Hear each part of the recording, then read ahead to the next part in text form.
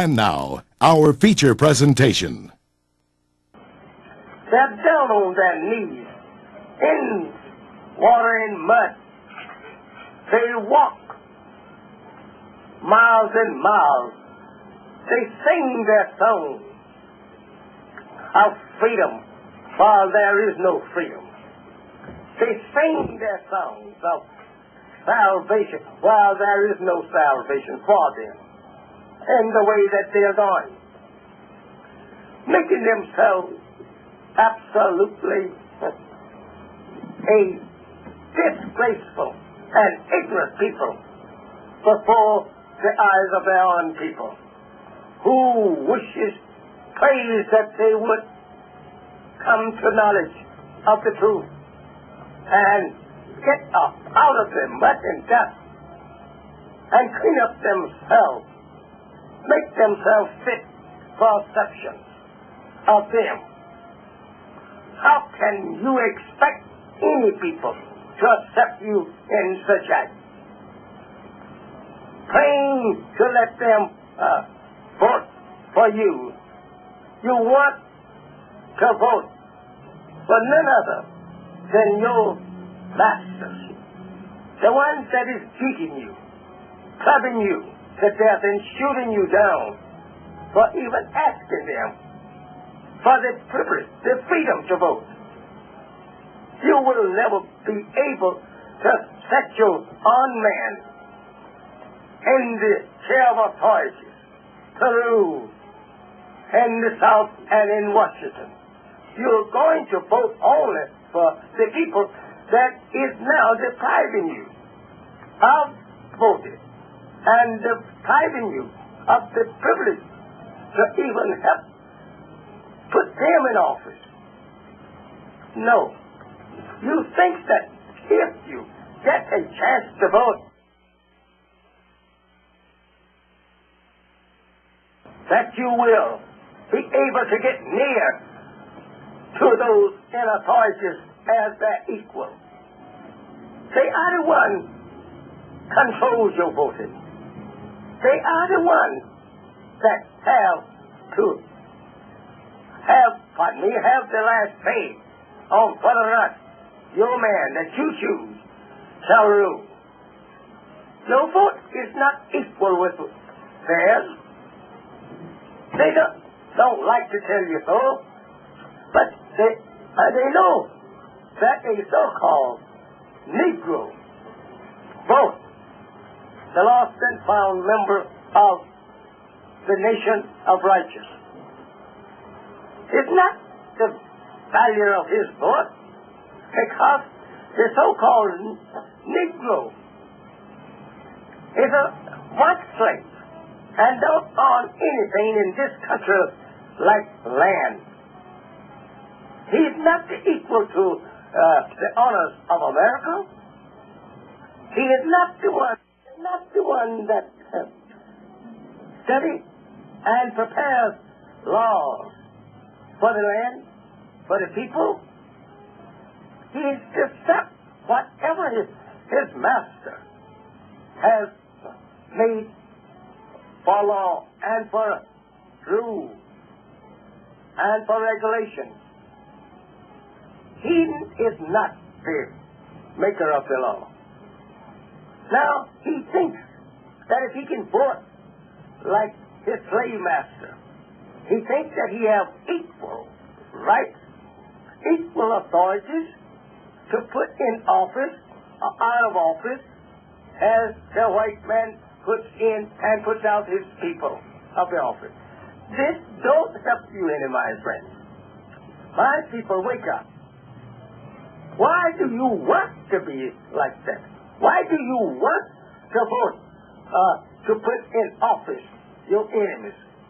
Why do you want to do these things to rule you? Are you so silly to think that this great earth here that you and me are living on, that it is so narrow now that you cannot find a place on it to live yourself? When you are not so many, you are a few people to hundreds of millions and billions of your kind. Why do you want to force the master that subjected your fathers to subject to slavery, and you now a free slave, to vote for them to ever rule you? Why don't you tell them, as I am saying, as I have on the last page of our paper, the Muhammad speech? Why don't you join with me in saying the same that you find written there?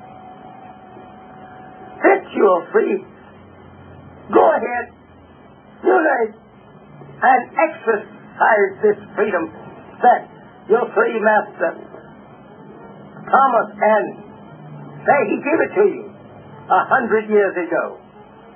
Why not be smart? Why not take advantage of the freedom? Why do you want to sell yourself back into slavery? You say, no, I want to vote so that I can get better consideration.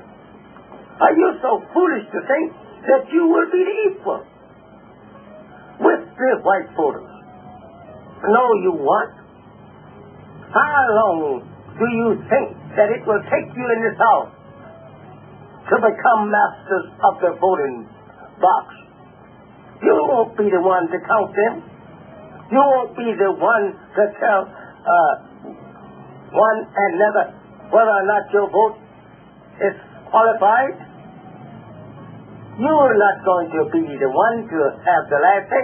So why are you disgracing yourself in the mud and in the dust at their feet, begging them to let you vote for them when there comes a election? Why don't you read the program that I have on the last page of our paper so that you will learn what to ask for and how to act as a civilized man of the earth? You are acting as a most ignorant person of the earth, wanting to become the brother of your enemies, wanting to become absolutely an equal member of the enemy whom God has denounced as a race of devils. Why do you want to be one of them? Why do you want to mix with them? You are absolutely silly yourself. God has now singled you out as being the first in the sun, and that the earth belongs to you and your kind. And the world of white men knows these things. They are not the owner of the earth. It's you the owner of the earth. And Allah calls you to accept you on, and you refuse it. He warns you that a day of reckoning is nigh at hand. He warns you and me that the doom of this world is now. They are face to face with it. There is no peace for the wicked. There is nothing but trouble, death, sorrow, and groaning and moaning that this world is facing. The bloody city, as Nahum prophesied of Nineveh, is now in America. All of our cities is full of bloodshedding of this so-called Negro. The police department have a free hand to go beat and kill at will.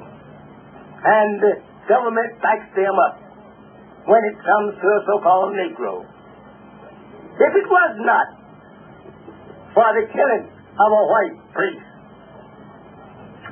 there in the South a week or so ago, beating his head, do you think that you would have heard such speech coming from the mouth of the president? You had already been killed and beaten down there. But you continue to suffer the beating until now white priests come in and try to help show some sympathy for you. They know the Bible. You don't. They understand the Bible. You don't. Why didn't these priests come down and tell you, you are free men, Negroes, you're free. And the call of your God is now being heard in our midst. And the religion of your God is now being preached to you. He has set his own messenger among you, teaching you the things of your salvation.